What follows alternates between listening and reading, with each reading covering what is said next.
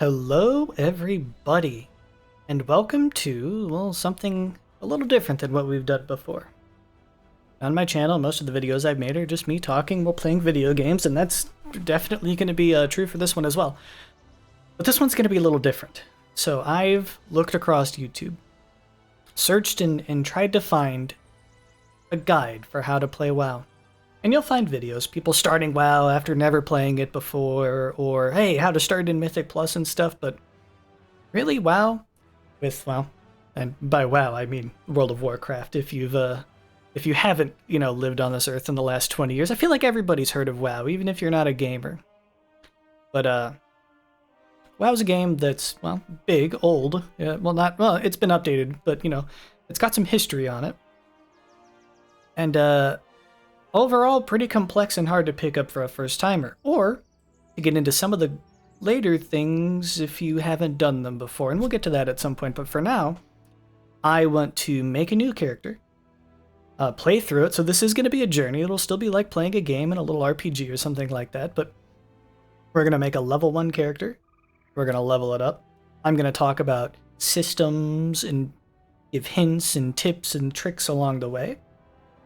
And then once we hit max level, we're going to get into the end game, and I'm going to show you guys how to play, going into raids and mythic pluses. Stepping into the end game content. A little background on me: I am a multiple cutting edge raider. I'm since retired. If you don't know what that is, then just know I've played the game a lot. I mean, I've played this game for well over a decade, and I just want to share the knowledge, because I love getting new people into the game. But without further ado, let's get a character made. And that's kind of one of the first things you're going to have to decide getting into WoW. I guess another thing you'll have to decide is what realm to play on. And you can go look it up, like, oh, what realm do I want to play on? What realm's good for new players? All this stuff. So there are new player realms. Those are probably okay. But I would, if you're actually going to play this game and like get into it and become, a forever player, I would stick to somewhere in the medium to high population realms. I would avoid these full population realms. You might look up some things and they'll tell you like, oh, go play on Illidan, it's the best raiding realm, or go play on Storm Rage or Area 52 or Moonguard, but I feel like these realms are just too crowded. Too many, I don't know if you want to call them try-hard players and stuff, but that's where all the people who are making money playing the game are playing. And don't get me wrong, you can go there. They have great economies and stuff, because some economy things in the game are specific to realms. But you might have a much nicer time playing on one of these high to medium pop servers. And I invite you to come play on my server, Airy Peak. It's a medium population. We have plenty of guilds you can join, and overall, I would say people are pretty nice there. I guess a little bit of extra on Airy Peak. It used to be one of the big raiding servers, but it's kind of since falling off. But at the end of the day, it doesn't really matter what server you choose for most things, because you can play with anybody on any server. So there's no restrictions there. This is just where you're kind of going to be home located.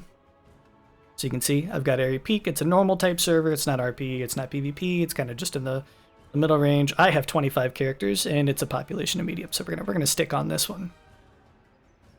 And then you're gonna be met with this screen or something like it. This is your warband. Here's some of my characters. Currently, I'm maining a Brewmaster Monk. But as you can see, I've got a warrior. Got my paladin. I've got my Dorkness warlock. I like dwarfs, as you can tell. And then we can click through some of my other characters. Monkey, Vexlo. I have a character with my own name on it, Bohen. BohenTV, that's, well, if you guys didn't know, that is just my name. So we'll go from there. And then, go down the line, I have all these other people. But we're going to go ahead and create a new character. And this is where you're met with a bunch of decisions. So if you're a first time logging into this, you're probably not going to have any of these characters. They're going to be all grayed out. I have a couple of them unlocked. As you can tell, all the dwarf ones, because I like dwarfs, I don't know why. These are the allied races, and you'll get access to them later if you keep playing the game, but for now you'll just have these original characters.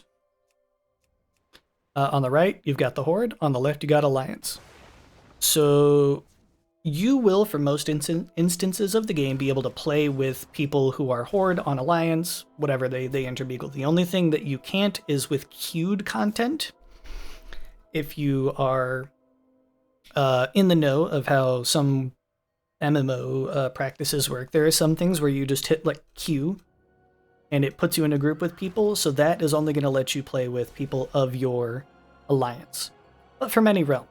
So queue times don't really change between Horde or Alliance. I think in general, right now, people are leaning Alliance. It's about a 1 or 2% higher, but it's in general about 50-50. So I would say just choose whatever you think looks cooler. Or if you have friends who are playing, maybe try to join whatever faction they're on. But for us, we're going to be playing Alliance because, well, I play Alliance for the most part. I do have some Horde characters, but then you are hit with the decision of what class you want to play. And by golly, there's a lot of them, and they all play quite differently. I mean, it's not a question of if you would like or not. I'm going to do it. So we'll go on male. He's got purple hair. That's crazy. I'm going to give a little rundown of each class, what they can do, and just a general quick rundown of like how they play. If you want, there's a class trial button. This will give you a level 60 or 70 character of that class, and you can just go hit some target dummies and figure it out. See if you like it. But I'll give you the rundown. So if you got Warrior here, Warrior has 3 specializations like every other class does. Well, most other classes, we'll get to that though. They wear plate armor, they use strength as a main stat, and in general, they're the warrior you would expect. So their 3 specializations are Fury, which is currently the one you're seeing here. They wield 2 two-handed weapons. They're like a berserker. They rage a lot. They're very fast, and they deal a devastation to everyone around them. Pretty good. Another one they have is Arms. Arms uses a single two-handed weapon. Oh, Fury, I should also mention, is a DPS class, a melee DPS. So you'll be in there doing damage. DPS meaning damage per second. Arms is also a melee DPS class. They have the 1 two-handed weapon. So they're not dual wielding, but they're more like the battle master. They do precise cuts to cause bleeds. They parry. They do all that kind of stuff. Picture a refined swordsman more than a raging berserker. The last one being Protection Paladin is going to have a sword, or well, a one-handed weapon, and a shield, and they are a tank. If you don't know about the holy trinity of gaming, I guess in general MMOs, is most groups will be comprised of some sort of combination of a tank, a healer, and DPS. Tank is going to be the one getting hit by all the enemies. DPS are going to be the ones killing all the enemies. And the healer is going to be the one keeping everybody alive. So Warrior's got 3. It's got the Fury, the Arms, which are both DPS, and the Protection, which is a tank. And then we get to go on to Hunter. Hunter is one that a lot of people gravitate towards when they first start playing, because who doesn't want to be the cool guy with a bow, gun, or a crossbow that has pets? That's exactly what they are. They wear mail armor, so they're kind of in that medium armor range. They use all the ranged weapons. They have 3 specializations, all of which are DPS. So the first one is going to be Beastmaster. You are all about your pets. You get to summon extra pets. You get 2 permanent pets always. And you get access to special exotic pets like big T-Rexes and whatnot. You have Marksmanship Hunter, which is still using a ranged weapon, but not keened in much on the pets. You still use them a bit for some things, but they're all about being the expert marksman, shooting kill shots and sniper shots and big explosions and stuff like that. You get the point. Survival is their third one, and that is actually a melee class, so they're going to be using like a polearm or a spear. Survival fights in conjunction with their pet. It's kind of a team combined tactic. It's not all the pet. It's like a combination of the two. You're weaving blows in between your pet attacking and you jumping in. They also make heavy use of stuff like explosions and poisons and stuff like that. Hunter in general has a lot of traps and stuff at their disposal, and it's a pretty cool class. I think every class is kind of cool, so you're going to hear me talk about all of them. So we're going to go on to the Mage, which is another class that has 3 DPS specs, or specializations. You're going to hear me say a lot of shortened versions of words. I'm sorry, I've been in the game for a while. I use them without even realizing, but I'll try to mention it when I can. Mage has 3, like I said, DPS specs. They wear cloth armor, using intellect as a main resource. I don't know if I said or intellect as a main stat. Hunter uses focus as a main resource and stuff, and they use agility as a main stat. Mages use mana, but we'll get to later on how many of the classes that use mana don't actually use mana, but we'll see. That's a later on thing. Mages, as you can see, have fire, which is a very fast, explosive, kind of growing class where you're using all fire. It makes use of combustion, which is a spell that sets yourself on fire to give yourself guaranteed critical strikes on all your spells. It's fast-paced, it's cool, it's fun. But I mean, it's fire. What can I say? Then you have frost. Frost is going to make use of a bunch of things that are going to freeze and slow and shatter your enemy. Instead of the fire being like just the raging inferno, ice is going to, or frost is going to be more calculated, larger hits that shatter. You know, you're just talking about a couple million in one hit, whereas fire is kind of a growing damage. The third one they have is arcane, which is going to tap into the ley lines and stuff of Azeroth and use arcane magic, which is all purple. And a funny thing about arcane, every ability is called arcane something or another. So it's just funny. I've always loved that they have like arcane blast, and arcane barrage, and arcane missiles, and arcane explosion, and they have a bunch. Excuse me on that. Arcane is kind of a mix of the more like explosive outburstiness of fire and the more calculated, precise hits of frost. Mage has a bit of everything for everybody. It's pretty cool. It's a very liked class. Moving on to Rogue, I feel like this is going to take forever, but I mean, it's episode 1. We're going to have to get through this at some point. It's going to be a long playthrough. Rogue, another triple DPS spec. All they do is damage.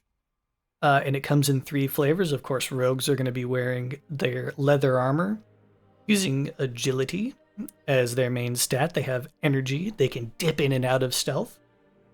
I'm going to talk about their all specs of Rogue dip in and out of stealth, but their main one that is stealthy is subtlety. Subtlety uses quick tactics, 2 daggers, and shadow magic to a sense. Like they actually summon shadows and after images of themselves to just lay into their opponents. Subtlety. I mean, I can't think of what I was gonna say. I mean, it's cool. They're all cool, but yeah, it's got a very keen focus on dipping in and out of this of shadows to deal big bursts of damage and then kind of falling back and regrouping before going. And they're like hit and run. Whereas the other specialization, here, I'll click on my game so he does a little thing.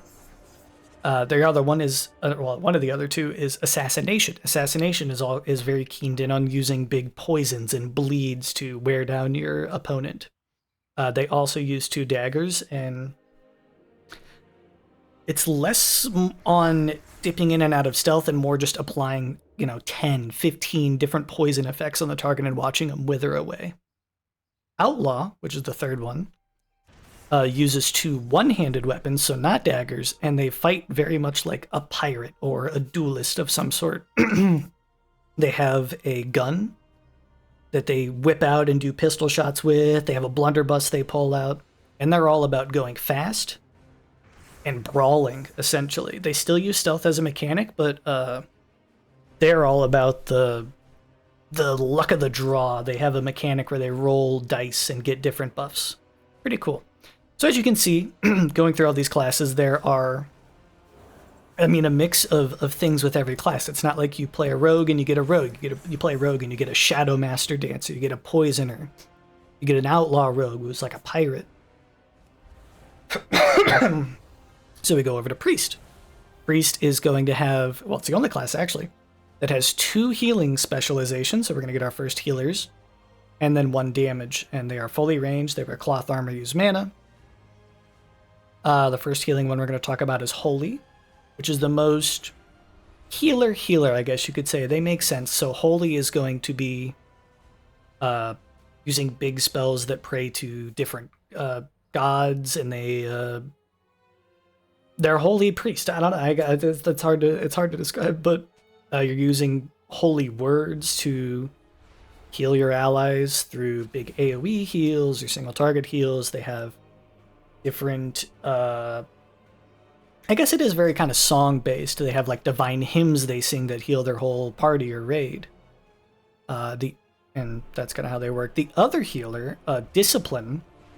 So Holy was the first one. Discipline Priest work in a slightly different way, and you can tell by their name there might be a little bit more harsh, I guess you could say. But Discipline Priests go around applying atonements to their whole party, and instead of directly healing them, they attack enemies, and then they shed the, like, I don't know, pain or whatever off the enemies and provide it as healing to their party members. So whereas a Holy Priest is just casting spells on their allies, a Disciplined Priest is casting some spells on their allies, but most of them are projected at enemies, and they heal their allies because of that.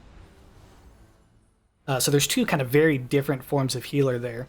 And then the third one, being a damage spec on Priest, is actually called Shadow, which delves more into the deeper, darker parts of the Priest. They use void magic and summon monstrosities and tendrils to wreck the mind of their enemies. They have like spells like Mind Blast and Psychic Link that are doing that kind of evil, shadowy stuff.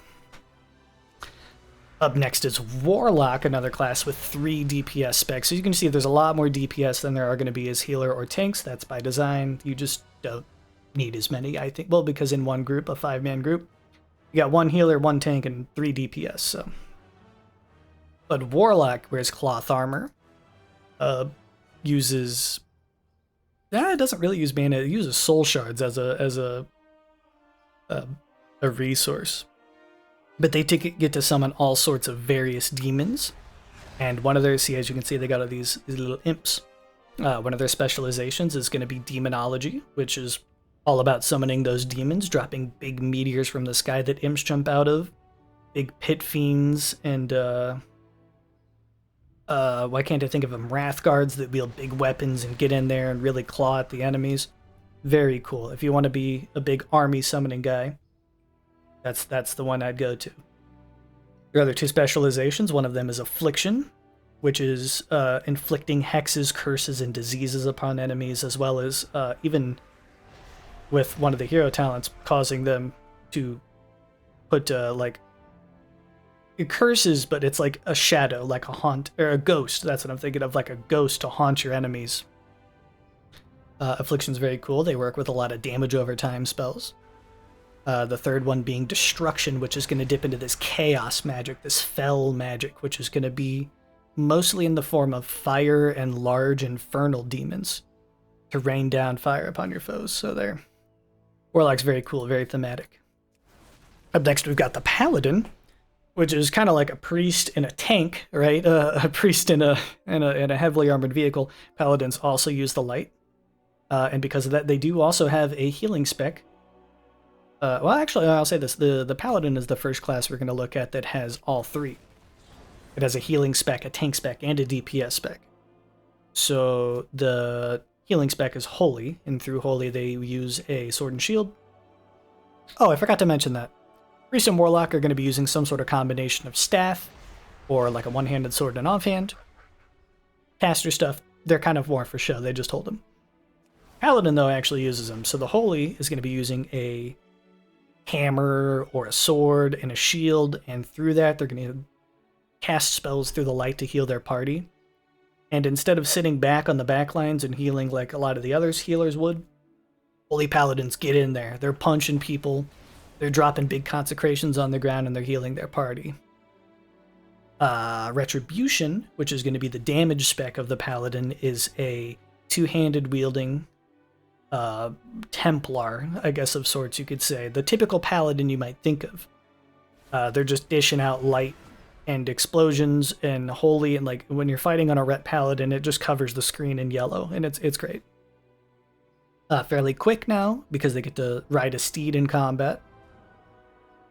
And overall, yeah, Paladins in general, you'll notice, have a lot of spells, even in their healer or even in their tank and DPS classes, that can shield and help allies heal them. So if you want to be a team player, Paladin's a great place to go for. The tank version of Paladin is going to be called Protection. Same thing. They're using a sword and a shield, or a mace and a shield, or they could use any sort of one-handed weapon. But they're using strength. They're wearing heavy armor, and they are there by the power of light to protect their allies. I mean, I guess that's all tanks do that, but Paladin and the Warrior, like we mentioned before, are very similar in a sense of their main form of tanking is going to be blocking with their shield. So yeah, we'll get to some other tanks that are a little different, but next we're going to go over to the Druid, and I need to switch to a different race so I can actually see the Druid. We'll go to a Night Elf. So the Druid is going to be the first class we're talking about that has 4 subclasses, so it's a little different than some of the other ones. Not too much, but... So they have a tank spec, a healer spec, and 2 DPS specs. And you might ask, why? Why do they have that? Well, in the older versions of the game, things were a little bit less defined as far as what the tank, healer, DPS were. There were things kind of blurred the lines. Druid was kind of a class that could do everything. So for the DPS portions of it, you see how he's casting the moon magic, and then he turns into a cat. Well, those are the 2 different DPS specs. One of them is called Balance, and it's all about finding the balance between the sun and the moon, casting large star spells and astral spells, lunar beams and solar beams upon the enemies. And then the other DPS form is going to be Feral, where you take the form of a large cat, and you're just tearing enemies to pieces with bleeds and cuts and scrapes, and they can, like the rogue, go stealthy and sneak around and that kind of stuff. Now, for the healer specialization on Druids, it's all about nourishment and regrowth. They're going to be using the healing powers of nature, like leaves and restorative vines and stuff that heal their party. And because, while even taking and growing these like treants, these little tree people that are going to heal your party form, it's very cool. And then the tank form of Druids is going to be a large bear. It's getting up there in the front, growing iron fur on itself and mauling enemies. It's a very interesting class because it's the only one in the game that can switch forms. So no matter what specialization of Druid you are playing, whether it's a healer, a tank, DPS, or whatever, you can actually flip between all the different forms and take a little bit of use out of their stuff. So if I'm playing a healer Druid, I can't flip to bear form and be a tank. I just can't, right? Like, that's not how the game's really made. But if I flip to bear form as a healer Druid, I am going to gain some defensiveness, so it can still be useful. So that's Druid. Next up is Shaman, and I'm going to have to find another race, because not every race can play every class. We'll go to a Dwarf. Good old Dwarves can play Shamans, and I like Dwarves. So here we have the Shaman, who's another nature-y type. Oh, and I just remembered, I forgot to say, Paladins wear plate armor. I don't think I mentioned that. Druids wear leather armor. And Shamans wear mail armor. So they're actually fairly highly armored. As you can see, he's got these big rock shoulders on it. But Shamans are going to take their power from the elements, and they use these totems. And basically the earth they're living on, these primal forms to deal damage or to heal. So Shaman has a healer role that it can do. It also has a ranged damage role and then a melee damage role it can take as well.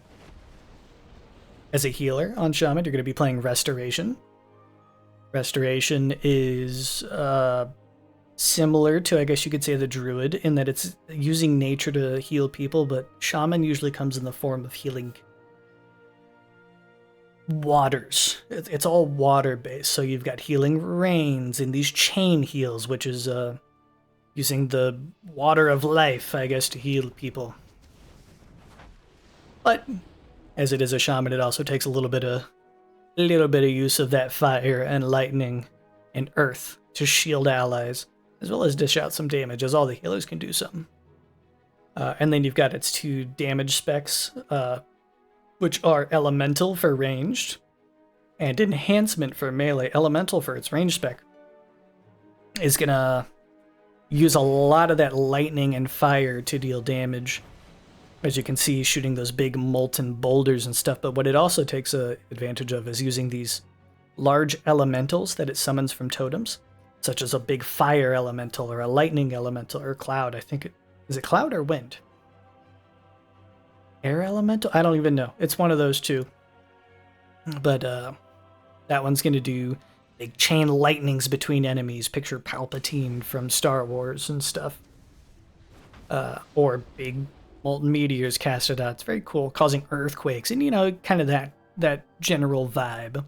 The melee damage is enhancement, and that one's all about infusing two one-handed weapons, such as like fist weapons or maybe hammers, that it wields, and it's a melee DPS, so it's getting in there and it's infusing all that that magic into the weapons and beating up enemies with it.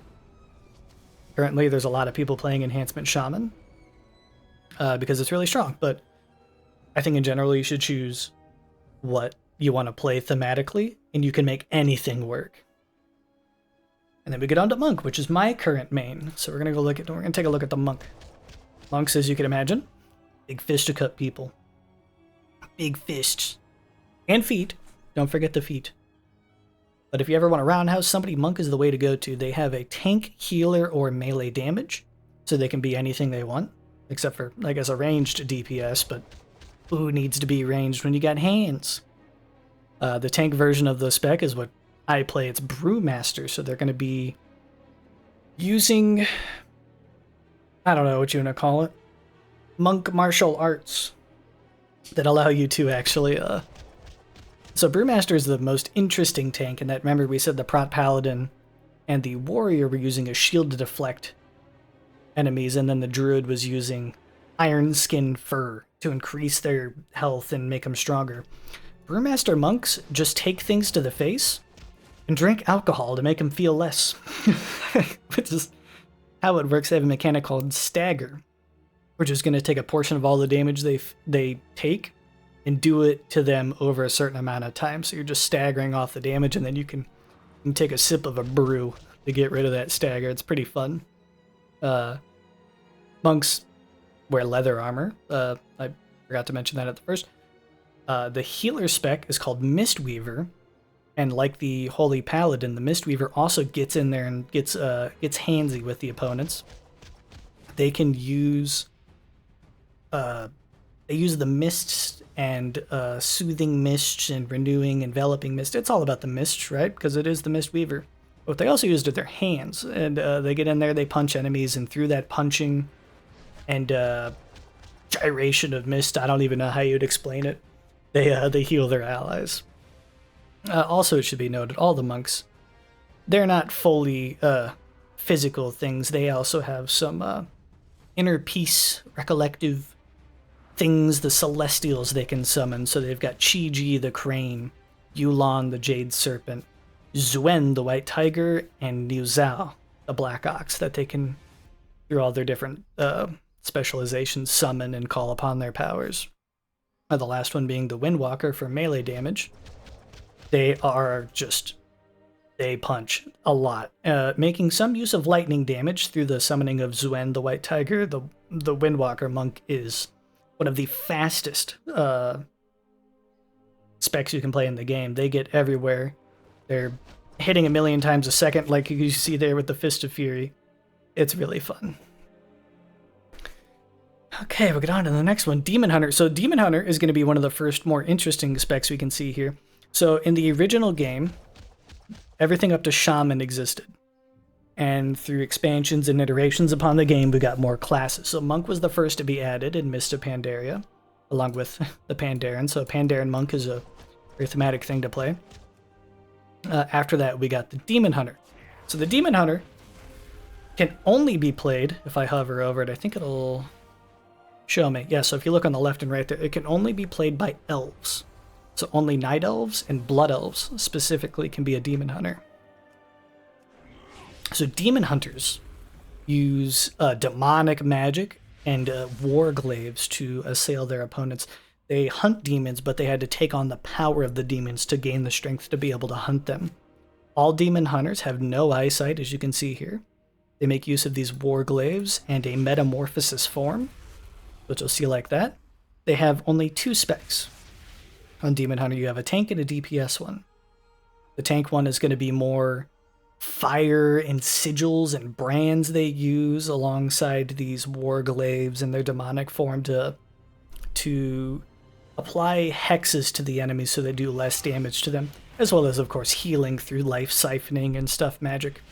The Havoc Demon Hunter, the tank spec is called Vengeance. Havoc Demon Hunter is the damage spec. They are using a lot of the same things that the Vengeance Demon Hunter is using, but just more applying it to damage. So they're going to grow wings, they're going to jump around, they're going to slice everything up. Very cool. I think anybody, you'd be crazy not to say that you Demon Hunters, I mean, obviously are pretty cool. And of course, for all these, I mean, I know I'm giving a breakdown. I know it's taking a while, but like I said, it's kind of a tutorial of the game. You can also read through these. Also, feel free to look up some gameplay or something for all the classes. We're going to move on to Death Knight, which was also added in a later expansion. Death Knights are reincarnated heroes. They come back, they're undead, which is funny because you can be an undead Death Knight. An undead is already a class in the game, but you can be an undead twice. He died twice, but he's still kicking. But the Death Knights use just dark magic and icy chills and the summoning of undead to fight their opponents. They're juggernauts wearing plate armor and using strength and large weapons to just walk across the battlefield. They are slow, but these guys are meaty. They are tough. Their tank specialization, they have a tank and 2 DPS, so their tank specialization is blood, and it's all about vampiric, stealing health, siphoning blood, healing themselves, and that's how they tank. They'll take all the damage you can give them, but they're going to heal it right back. If you love lifestealing games or vampires, that's where I'd go to. Although it's not quite a vampire, he's like kind of like a tank vampire, but you know, that's cool. Other 2 DPS specs are Unholy and Frost. Frost is going to use the Icy Chill of Death, as well as a bit of the summoning of ghouls and usage of the magics of large ice dragons to just freeze their opponents solid. They actually have a choice. They can use a single 2-handed weapon, or they can dual wield one-handers. There's a couple different playstyles in there, but yeah, in general, they're using Frost and Blade to tear up their opponents. Unholy is another damage spec. They can't dual wield, they just use the single 2-hander. They're all about applying diseases and afflictions upon their opponent, as well as summoning just an army of ghouls and undead. So yeah, that's how they go about it. And then we have our last class. Oh man, we're getting to it. The last class is the Evoker. So the Evoker was added in one of the most recent expansions, or in the expansion after that, but they are exclusive to playing a Drakthir. So the Drakthir Evoker, as you can see, they have a visage humanoid form as well as their draconic form. Evokers, I don't even know how you'd explain it. They are innate casters who unleash a devastating draconic spells on enemies and healing magic for allies. That is true, like it says down there. But they're not quite mages. They use slightly different elements. So they have fire, but it's kind of a different kind of fire. As you can see there, it's more of a magical fire, and they use life essence as well as the power of time to do different things. So they have a healer spec called Preservation. Preservation is going to tap into that more life magic, similar to a druid, to heal their opponents. Or not, they're not healing their opponents, they're healing their allies. They are dealing damage to their opponents. They have a ranged damage spec called Devastation, which is going to use a lot of that fire and that disintegration magic. It's kind of a blue, just tear them up kind of magic. And then they have a very unique spec called Augmentation. So Augmentation is the only spec in the game like it. It is a damage dealing spec, and you see it's going to use a lot of that time magic, that yellow kind of haste magic. But what they do, instead of them being the ones dealing damage to the enemies, what they do is they buff their allies around them to deal damage to the enemies. So in that sense, they are very unique. I know Blizzard probably plans on adding more of them, but currently as it stands, or maybe they'll get rid of, I don't know. Currently as it stands, there's only one class in the game like it, so it's pretty unique. But you could imagine playing on their own. They're not quite as good. They are more oriented to play with a party. That being said, you could play them on their own. So, whew, after that long-winded explanation of everything, we can get into actually choosing one. Now, before I said on the races how choose the one you like, that is true. There are some racial bonuses they get. Everyone has a different ability they can use. They're not super important for most forms of content, so I would say mostly just choose what you think is cool. I said we're going to be playing Alliance, and I mean, I'm going to cut to the chase. I think we're playing Druid. Now, you might ask, why is that? If I want to show everybody the general gist of playing all the different forms in the game, whether it be a tank, a healer, ranged damage, or melee damage, Druid is the only option I have to play all of those. And I also like Druid. So we are going to play Druid. Should we play a woman or a man? I think, or a body 1 or a body 2. I think I'm going to go with body 1 or a male, because I believe the last character I made was a female. I'm going to unclick that class trial because I don't want to do that. We want to make an actual character here. Now we're going to go for a guy. And you know, we're going to hit randomize until we get something we kind of like here.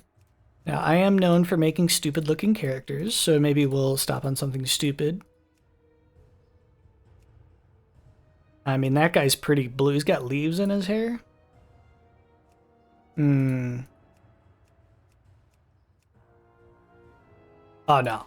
No, that's it right there. He's got the big wraparound beard. Nothing in the front, though. Nothing in the front. No hair, big ear. That one's chopped off. I like it. So now we just need to think of a name. And, of course, you can, if it whatever you want, we could, of course, hit the randomizer button and get some generated names. And, wow, I really should have thought of this. What do I name? What do I name my character?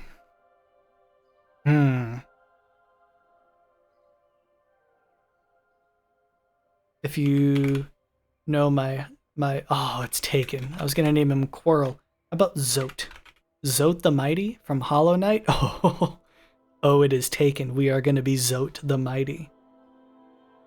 If you guys have been watching my Hollow Knight series, you'll see where that's from. So I'm gonna get myself into some sticky situations, I think, at some point. But so as a new player, I can't remember if you're given the choice of playing Exile's Reach or the Starter Zone.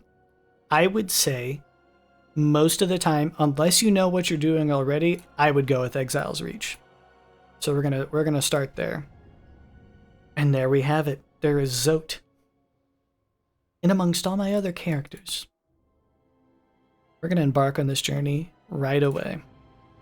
Oh, one thing I guess I should mention, I'm not gonna do an episode of this like, you know, every day or anything. There's gonna be some downtime in between it because I do plan on making these episodes longer.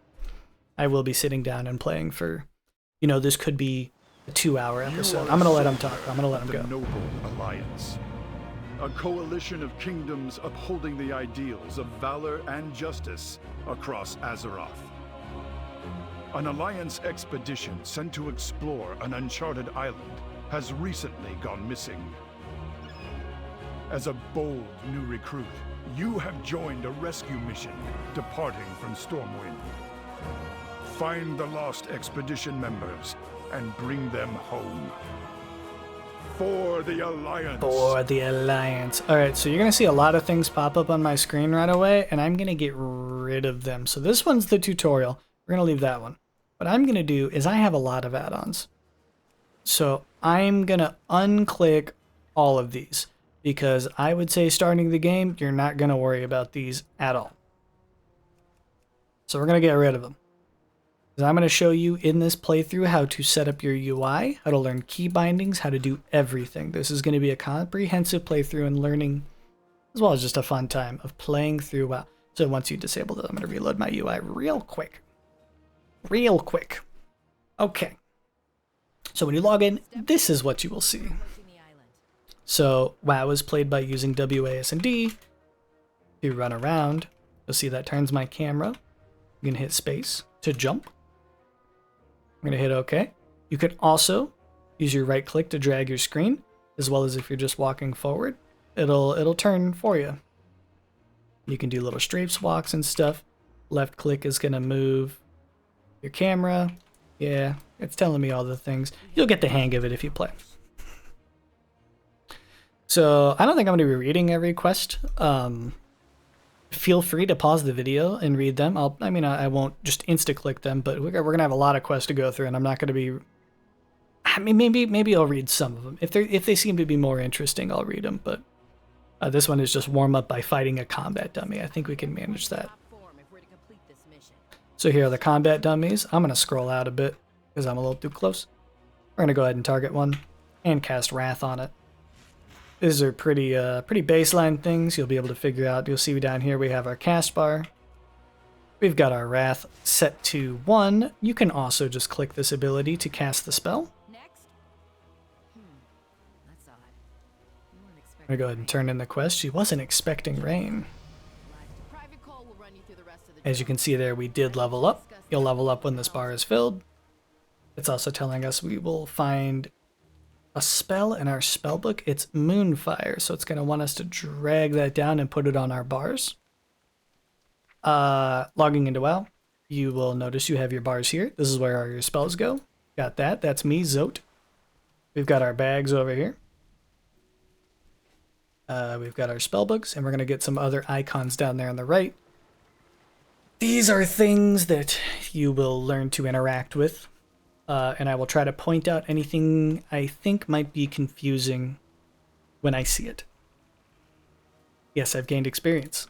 SIC game. Whatever. We're going to talk to Private Cole. Spar with him. Okay.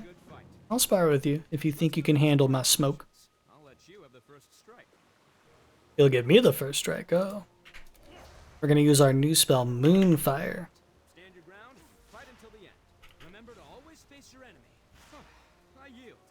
He's done. Of course, you can read our spells here. So Wrath is going to be hurling a ball of energy at the target. It's going to deal 13 nature damage after a cast time, take some mana. Moonfire, same amount of mana, is going to be an instant cast spell that does some damage up front, arcane damage, and then additional damage over time. So that is what is called a dot, or a damage over time. Turn in this quest. We see we got some Traveler's Log progress. We'll get to what that actually is a little bit later on. I'm going to find Captain Garrick inside the ship. Captain, we can't weather this storm. Oh, we've become part of a storm, which did not exist prior to me clicking that button, but okay. Real quick. By hitting escape or by going down to this question mark, you will be able to find your options menu. And here's where you're going to be able to change any sort of controls you would like to change. I'm not going to sit here and go over everything. I think most people can figure it out. But the big one, you might want this right off the bat, is if you go to action bars, you can enable some more action bars. Which is what I'm going to do. Now, I know we'll just enable all of them. I don't want 6, 7, and 8. We don't need 6, 7, and 8. I'm also going to go to audio because I turned it down for when I was doing the reading of all the classes. I didn't want the music to be too loud. I wanted to be able to hear it, but not too much. So we're going to put that at like 30, and we'll assume that's probably okay. We're going to talk to Captain Garrick. We're going to complete quest, and it's going to take us to, I believe, a cutscene. I'm going to grab a sip of water.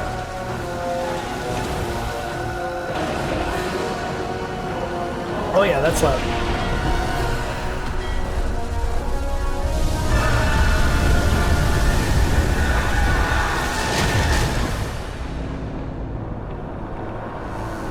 And we're dead. We're not making it. Or maybe we did. Maybe we did. Huh, look at... There's another player. So now we're kind of set off into the tutorial of World of Warcraft. Thank the light. Are you injured? I'm not injured, which is crazy because we just got flipped bad out there at sea. I didn't see any wow. We've got these little critters. We can zoom in and take a look at these little guys. Look at them. I love crabs. We're gonna move our way forward. That actually is another player. You'll be able to tell by well, if you target them and they have a stupid name like Hot Sauce. I mean, it's not stupid, but they're not gonna name an enemy or an NPC Hot Sauce. But also, if you hover over them, you'll see that they're a warrior from the Alliance. It's a player. We're gonna get our quest. We're gonna get our quest. Leave no one behind. Recover 6 first aid kits from Murlocs. State Murlocs are dangerous in large numbers. Take back our supplies, but avoid fighting too many of them at once. But avoid fighting too many at once. We may not heed those warnings. But if you look at the top right, it's showing us about this mini-map. This is our mini-map. We can zoom in and out on it. And you'll see up there we've got this blue area. This is going to outline where our quest is. We only have one quest right now, so it's obviously the one that's selected, but this right here, this little drop-down menu is going to show you all your quests, and your map's going to highlight things you need to do in it. As well as in the game, you can see these guys have a little yellow hue below them. That means those are your quest objectives. And hovering over them in your little tooltip in the bottom right, you can see that Murloc Mania, we recover first aid kits from killing these guys. So that's exactly what we're going to do. Start with a Moonfire, and then just cast some Wraths. Right-click on a corpse to loot it. Well, we'll kill another one here.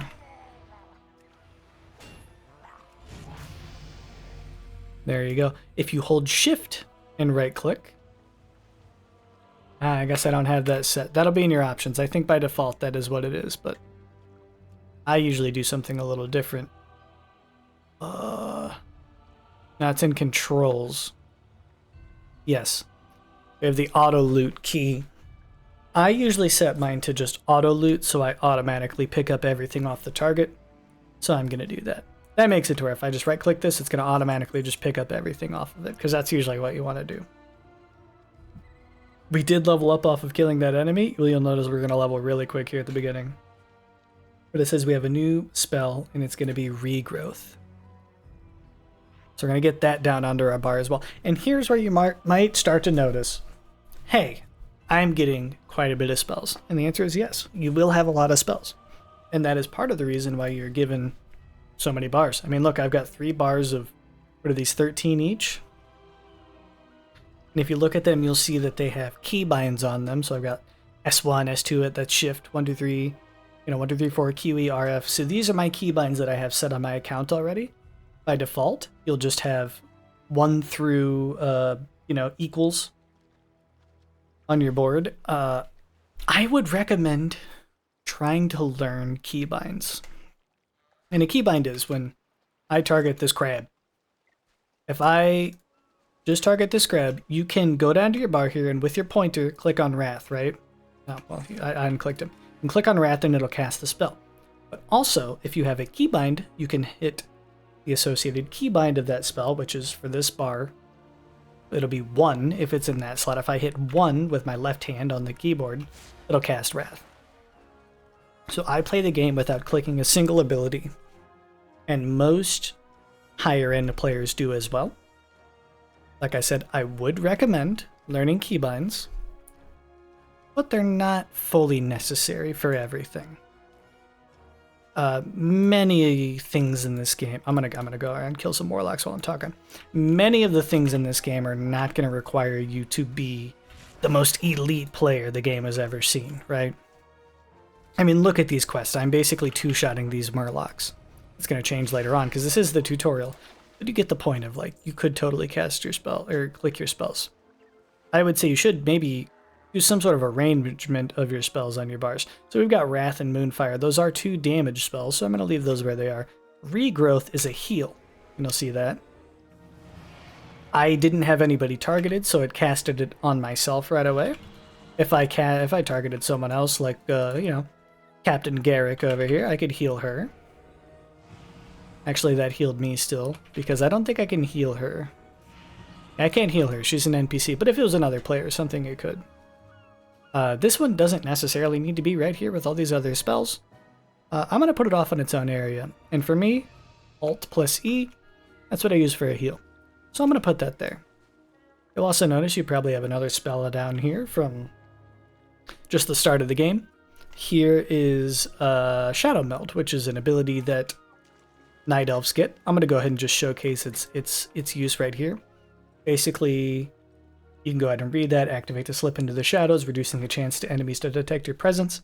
It doesn't actually really work like that. How it does work is if I target this guy and I shoot a wrath at him, and he's coming after me, he's mad at me, and I go ahead and use Shadow Meld, I'm going to go invisible, and he's going to leave. He's going to drop combat and run away. So Shadow Meld can actually be a very strong and useful ability for some things in this game. See, I had to play a Night Elf pretty much by default to be a Druid anyway, but that is a good thing to have around for when I get myself in a hairy situation. So we're going to continue killing some of these Murlocs. And I see we're getting up to about 51 minutes on the timer. We're going to do a little more. I don't think I'm going to do the whole tutorial island in this video. Maybe I will. We'll see how long it takes me. We'll see how much more I yap. But I'm sorry, I'm passionate about this game. And I just want people to be able to experience it with me. We have another person here. This is a player. This is Monka. I'm going to heal them. They were at full health, but I wanted to heal them anyway. Oh, to turn in a quest? Well, here, we'll do it for the next one. So any enemy that you see that has this question mark, or this exclamation mark with the banner around it, that's going to be kind of a main quest. Exclamation marks in general are quests you can pick up, and then question marks are quests you've completed. So we're going to go ahead and accept this next one. It says use a first aid kit on Austin, Bjorn, and Keela. So we're gonna find them. Here's Bjorn. So there's a couple ways we can go about this. If you'll notice, I get closer, it shows the... So I have to use a first aid kit on him, right? So it shows the indicator over my little pointer finger. There's other ways. It says over here, you can use the quest item. So I would target him. Well, I started using it, target him and cast it from there. A third way, you could target them and you do actually have the item in your inventory. So we could use it from there as well. Never seen a storm like that. Here's the third one. Here's Keela.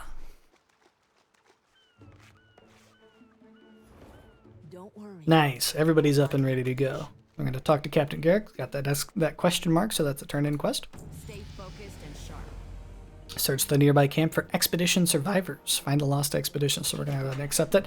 In general, while you're questing, I would say just pick up a bunch of quests and do them. Recruit, you and I will scout ahead. Is this too loud? Is this too loud? I'm going to... Not add-ons. I'm going to go in the options. I'm going to turn it down. One. Just, well, one tick. I think that'll be better. You don't need to hear WoW quite as much. It's not a game that you need all the audio. Oh, and it looks like I've obtained a new spell. It is Entangling Roots. I'm going to put that on that keybind. Entangling Roots, we'll cast it on this crap. And if you read it, basically roots the enemy for 30 seconds. Now, it could be broken if we deal damage to that target, so... Could be used to get me out of a sticky situation. As you'll start to see that I have quite a few buttons that can do that.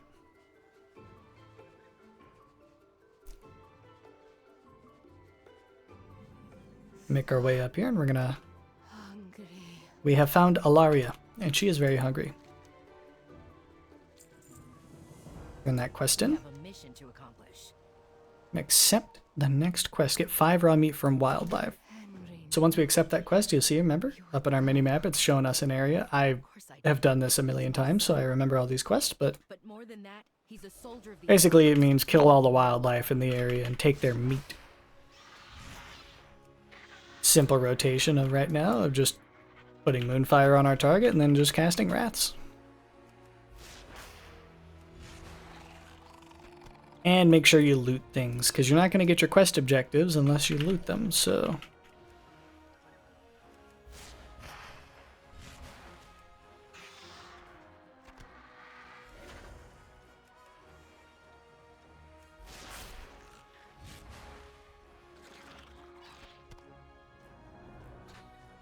Go around and kill all these birds and porcupines and get all of their meat. Generalized meat. I don't think a porcupine would taste very good. I mean, I guess I don't know. But, yeah, it probably wouldn't be great. As you can see here, we'd be like, hey, well, I got our meat, can't turn it in. If you look at our quest objective, it says cook the meat on the campfire. So you see this campfire house had a little hand. You just click that. It's going to cook them up. And then we can go ahead and turn it in. She's saying the Quillboar ambushed her. Eat up. Alright, now you're better. We'll find that missing expedition. Oh, so now she wants me to spar with her to make sure I'm ready. Recruit. Quillboar are far deadlier than Murlocs. You need to be ready for the dangers ahead.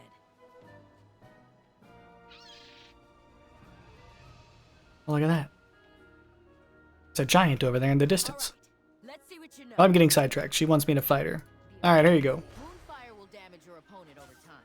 Use Wrath while your foe is affected by Moonfire. Yes, use Moonfire and then Wrath. I was doing that. Moonfire is fading. Cast it again. She wants me to cast Moonfire. That's fine. Yeah, okay, cool. And then we're going to keep using Wrath. Wait for the right time to use Moonfire again. Very intriguing. Captain Garrick, you're gonna die. Like, oh nope, she keeps using potions. Okay. Moonfire is fading. Okay. Let's try one more time. Moonfire and Wrath will help you strike down the Quillboar. So, some other UI elements while we're doing this. You'll see that my health is over here on the left, my enemy's health is on the right.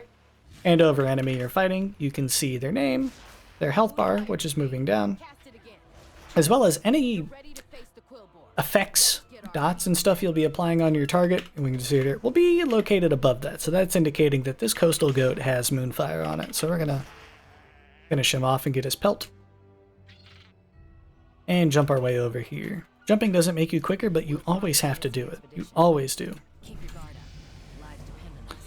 And we completed a quest and leveled up, and it's telling us that we have cat form. So we're going to worry about that in a second. I'm going to grab this next quest real quick. Scout northward and find Austin. We can do that. So it is saying use cat form to shapeshift into a cat. Well, that is true. We can now turn into a cat.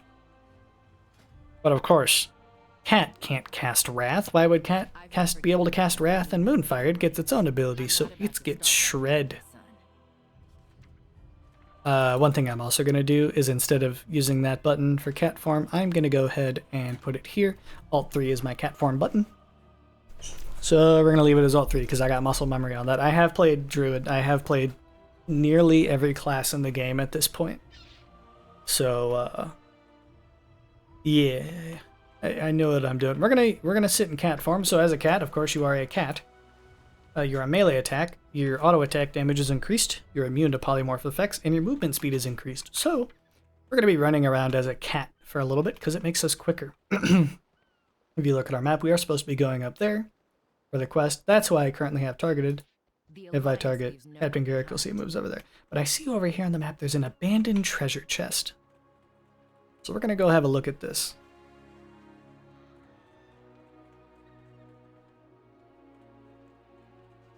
I stopped. I was looking at my other screen. I'm going to right click that and open it. What did we get? We got some stuff. We got some stuff. Alright, I guess this is a good enough time as any to talk about things in our inventory. So anything you see that has that kind of grayed out name like shiny seashell, cracked bill, sharp canine, all that things, those are garbage items. They are useless. Their only use is to be sold, as you can see, for some copper. All those useless. Then we get to tough jerky, and that's a white item. And you'll see below it says use, restores 135 health over 18 seconds, must remain seated while eating. What it doesn't mention on there is this is a food, and you also can't use it during combat. But you can see if I use that, I'm going to sit down, and in my little cat form, I'm going to eat the tough jerky. Which we, of course, don't need to do because we're full health. But I also got here a stitched leather cinch, which is going to be an armor piece. Right below it, you see it's going to say an item level. Item level refers to a general strength of the item. So you can use that to compare and see what items are going to be generally stronger. It says binds when equipped. That means you won't be able to sell it to another player or anything on the auction house after you equip it. So that binding doesn't mean you can't take it off or anything. That just means you couldn't put it on the auction house or trade it to another player after that point. It is a waist. It is leather, which I can wear, and it provides 1 armor, and it has some durability on it. So you know what? We're going to go ahead and put it on. So a couple ways you can put it on. You can just right click it and that'll put it on. It'll give you this prompt. Equipping this item will bind it to you. That means, of course, can't sell it to another player now.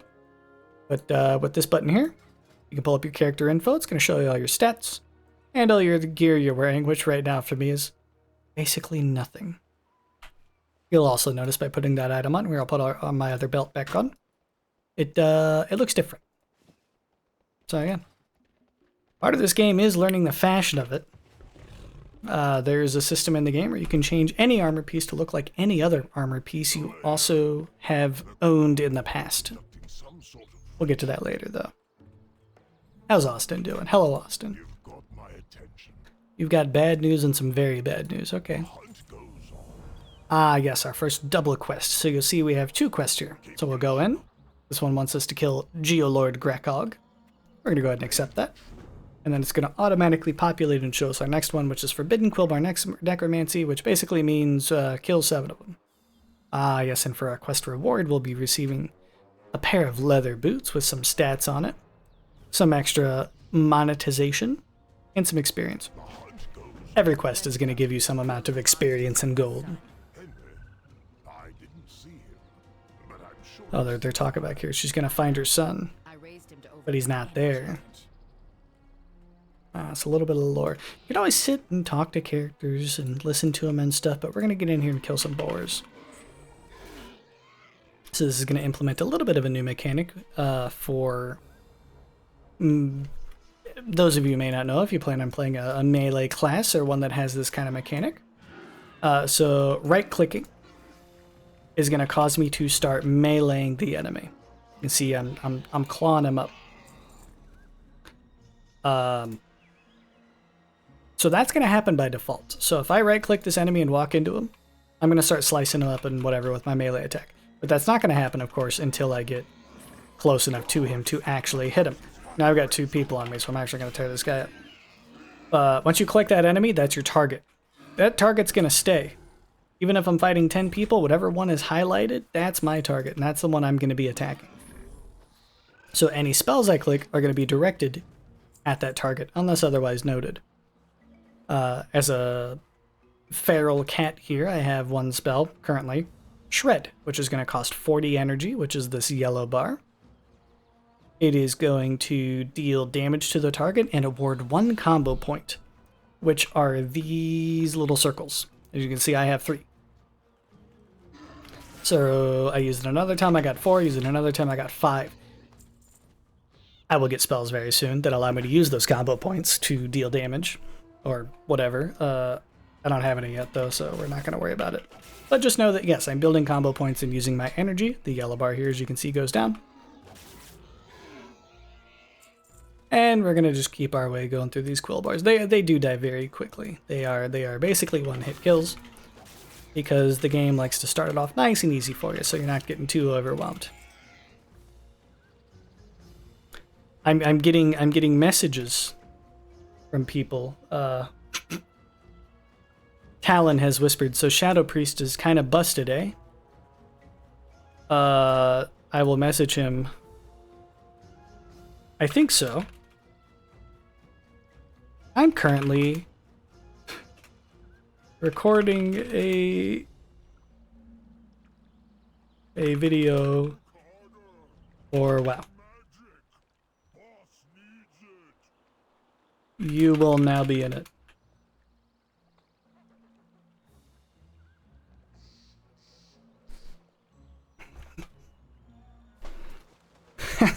So shout out to Talon, also known as Vertigo, if you see this video. So we're going to kill these couple of quill bars, and you'll notice that I've got this large, or he says hello YouTube, so he says hello to all you guys. You'll see this guy's got this silvery plus sign next to his name. that means he is a rare mob, and you'll see indicated on the map that he gets shown up as well when you get in this vicinity. Rare mobs are usually a little harder than other mobs, but they usually drop really good loot. So we're going to get in here. This is a juicy loot bag. We're going to kill him. It wasn't that much harder. But he did give us a new cloak. What the? I don't know why that was weird. So we're going to take our cloak and we're going to put it on. Perfect. We don't actually need to kill any more of these quillboars unless they attack us. Oh, that's another thing. Enemies with red health bars are aggressive, and if you get close enough to them, they will attack you. White or yellow health bars mean not aggressive, will fight back if you attack them, but they're not going to attack you outright. And green means, well, they're allies. You can't even attack them. Got Geolord Grekog up here, so this is our quest target. We're going to tear him up. Talon says to make sure to subscribe to BohenTV. If you're a viewer, you should do that. I agreed.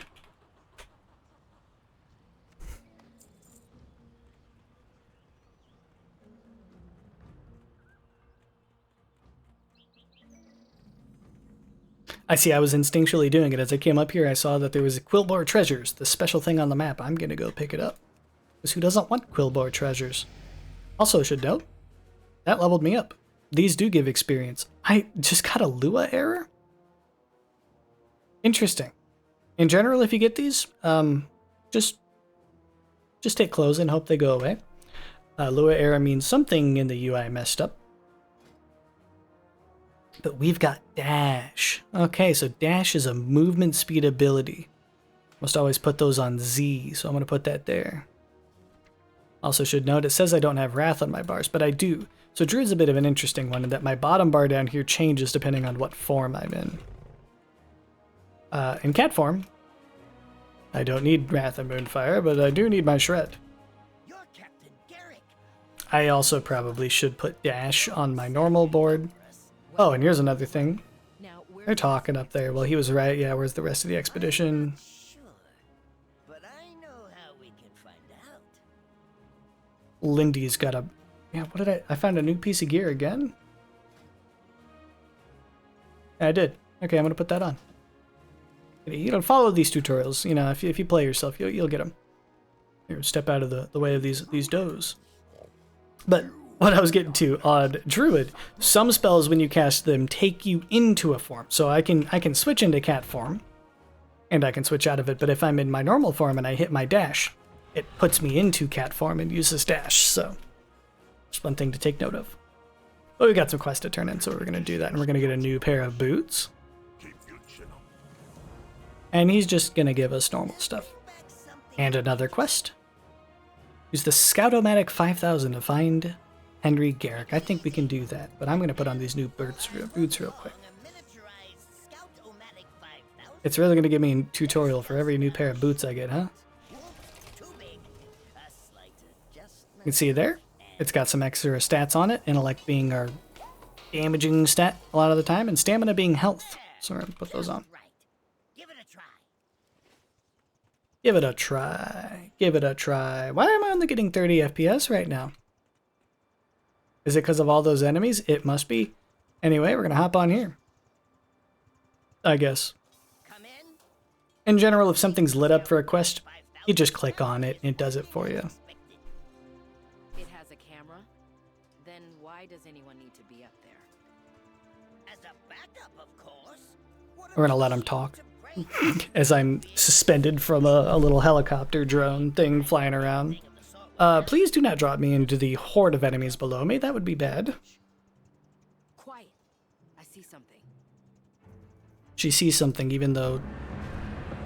A little cutscene.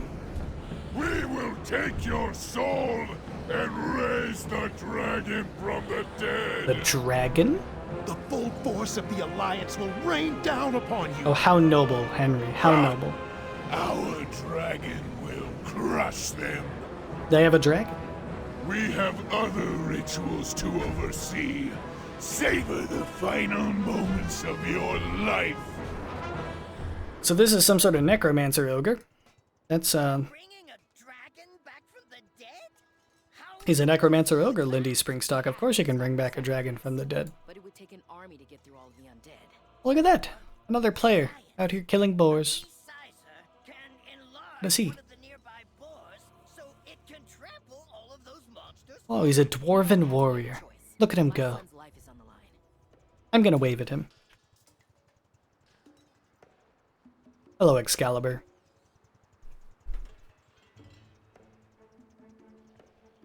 I waved at him. And he disappeared. Okay. I was just trying to be nice. We'll turn this quest in. Use the resizer V9.0.1 on 3 wandering boars. Okay, well, I can do that. Hello, wandering boar. I would like to resize you.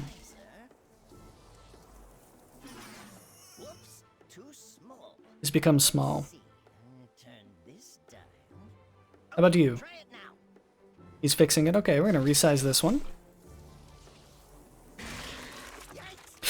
Yeah, oh yeah, don't, that'd be bad. Let's try another one.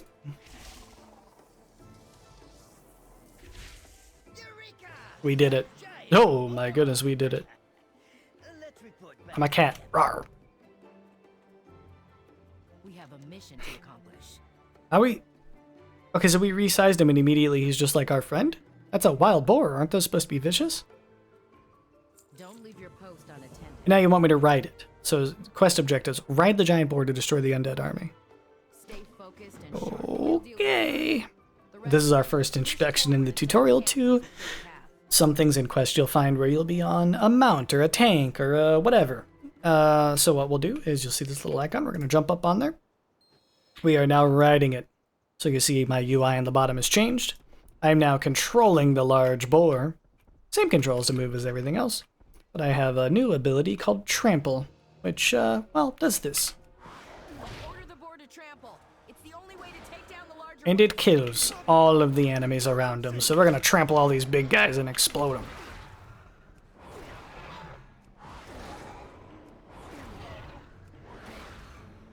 Something's happening to the boar. Oh no, something's happening to my boar. Look, don't explode. We've Oh. dealt with the undead. It just turned very small. Finish off that necromancer and It's like a save my rat son. boar. It's a little guy. Oh yeah, the necromancer. We should probably take care of him. Boom, back in. We're gonna go into cat form. And we're gonna tear him up. I'm scratching you. I'm scratching you. Good riddance. Let's go check on Henry. Mother, I'm sorry. I tried to fight the ogres. Henry, you're but they were too speaking into my strong. brain right now, Henry, dude. What the? Always remember that you are more than your mistakes. Now, Private Garrick, I want a full situation report. So some of the audio in this game you'll find is very weird.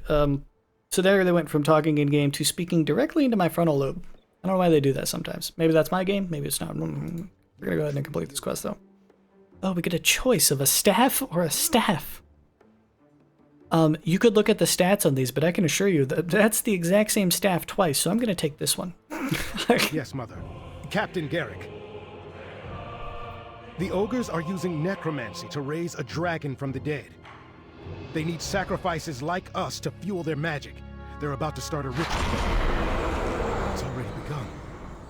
They're going to use the life force they gathered to reanimate the dragon. Then we need to move quickly. Recruit Private Garrick.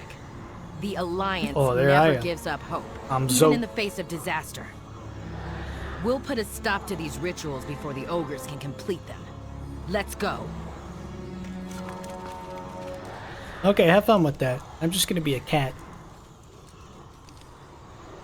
No? Okay. Well, let's. It says I've got a new piece of gear. We're going to put that on. That's definitely better than... Oh, one thing. If you're hovering over an item and you'd like to see... What do I have equipped right now? Hold shift while over that item and I'll show you what you got on.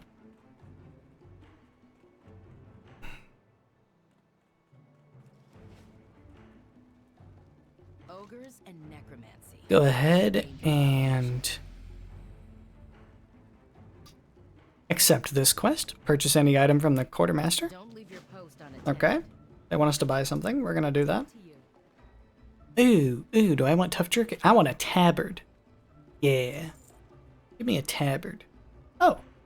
right-click an item to sell it to a vendor. So we can also just sell all these junk items. Any item you see that's got the little gold thing in the top left of it, that's going to be a junk item you can just sell. As well as there's a button right here in the inventory of the quartermaster. That'll go ahead and sell all your junk items by default. I'm also going to go ahead and sell this tough jerky and all these armor pieces I don't need anymore because, well, let's say free up the bag space. We're going to put our tabard on, though. Does that look kind of fancy? Oh, look at me. Got my new staff, a new tabard. We're ready to go. We're also going to get a new 10-slot bag.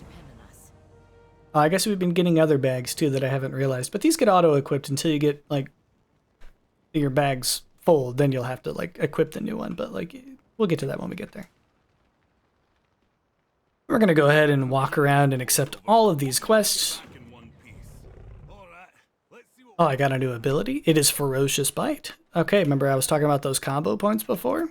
There's a way we can spend them. And then we're also going to accept your quest. So now, we're going to consult our map. You can get to your map by pressing...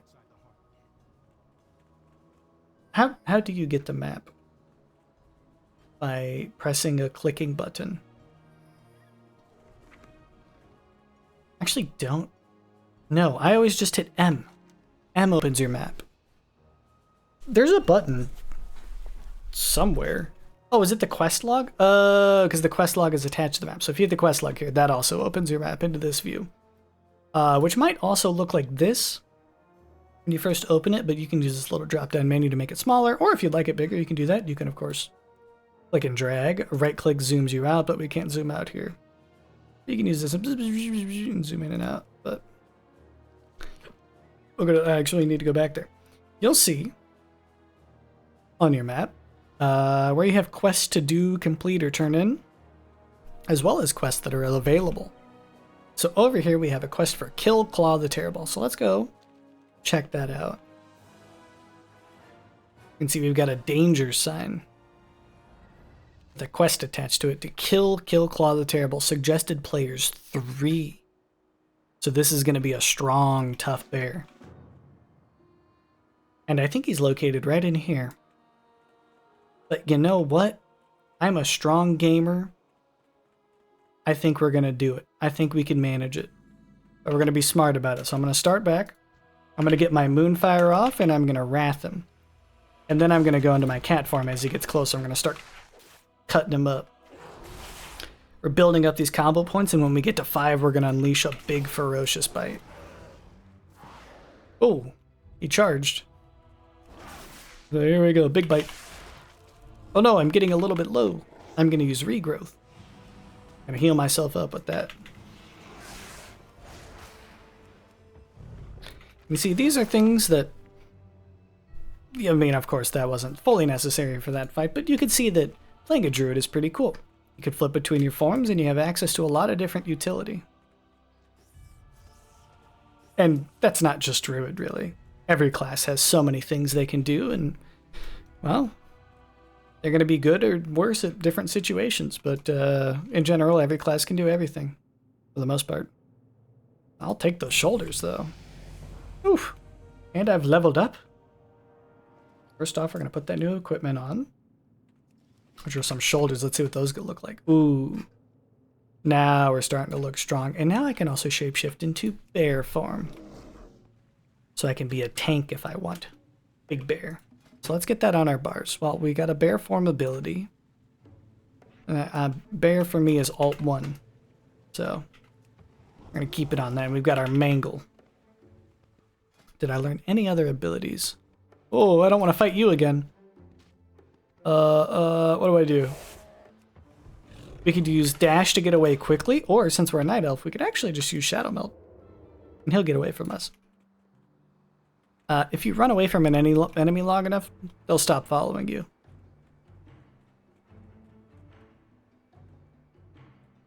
We got that done. We got our new bear form. There's a couple things I want to do. So in my bear form, I would like to have dash and our Shadow Meld on the bar. Where's my Shadow Meld? These are problems you won't have if you're not a druid. Your bars will all stay the same. That's a druid thing. Then we're gonna go up here.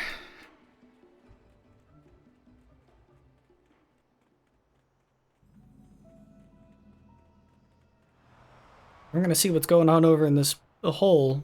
There was something coming out of it. Okay. Hello, Bjorn. A giant pit of spiders. Okay. It is good. Rescue 5 trapped expedition members. For a piece of gear. Well, we can probably manage that. Gonna traverse our way down here. As you'll notice, getting into places like this, your camera can get stuck and show on things I like to, personally. If I'm getting into tighter areas, just zoom in a little bit more.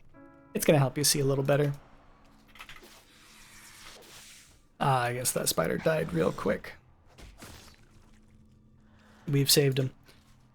Keep going forward. Little spiders. Give him the big bite.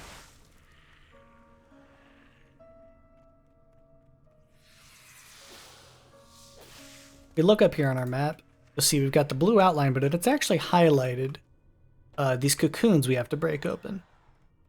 So, it's another thing. If there are specific spawns or locations for quests, it'll highlight them for you. And to open these up, I'm just right-clicking on it and it'll destroy it. And then we get our free dwarf.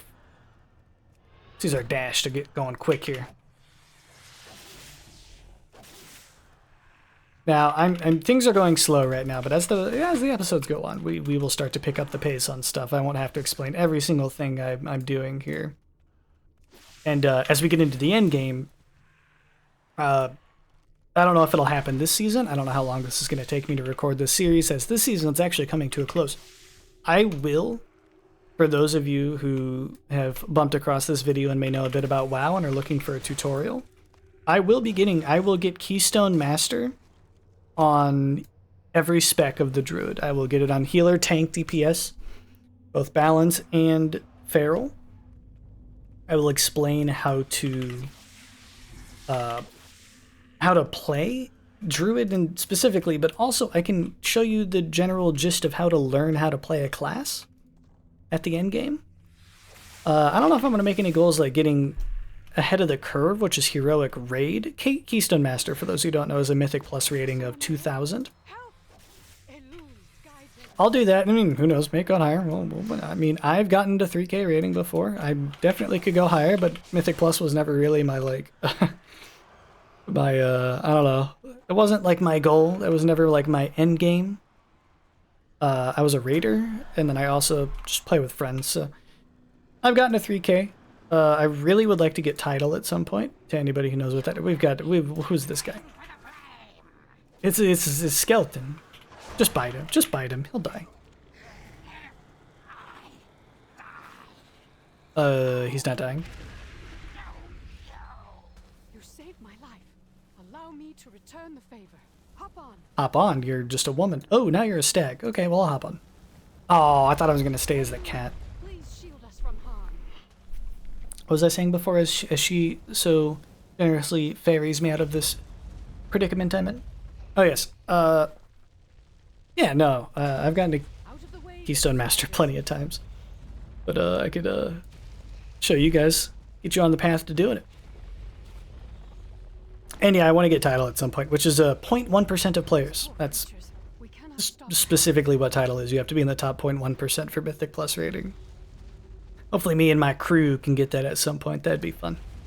That obviously very hard though. This is very hard. It takes a lot of dedication, and you know, people have jobs. Not everybody can just play WoW 70 hours a week. Nor would you even really want to. Some people, you know, it takes a lot. They just lost their home. Some water. But you'll see in this tutorial, it shows a little representation of every class. It's like a druid. I don't know what those two are supposed to be. Lindy's, he's a gnome. Oh, my game hitched there for a second. Yeah, he's a gnome. Eric is some sort of paladin. That does not mean I have to like them. But we're going to get some new bracers, so let's go ahead and put those on. Those on. New Chaser's got a new quest for us. Commune with the nearby Druid Stone. Okay. Let us Oh, approach she's running away. I'll follow her. with the wilds. Oh, that's right. This is probably the class-specific quest. So every class is going to have a specific quest here. It's going to just show you the ropes, give you a little more hint on what your class does.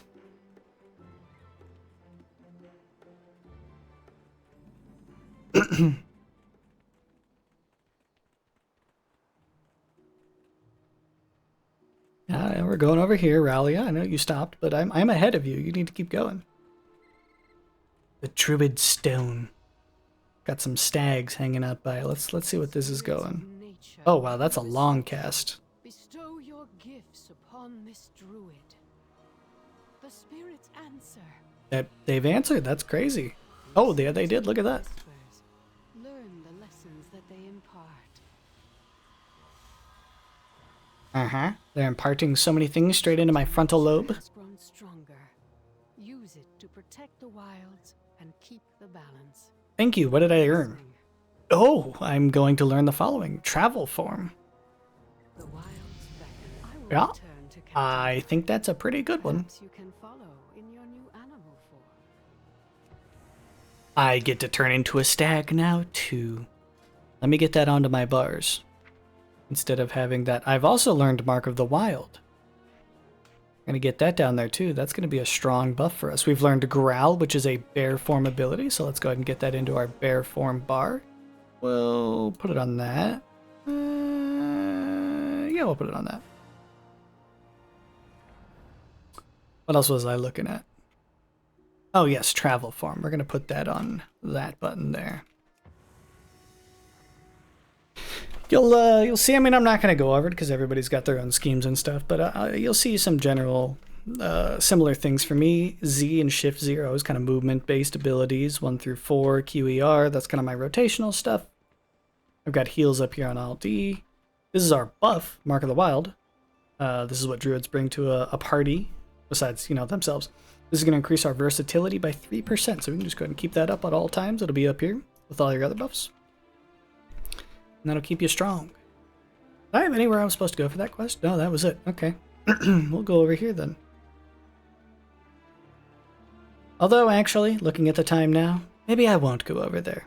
Maybe, just maybe, I will come up here as a cat and turn off my UI.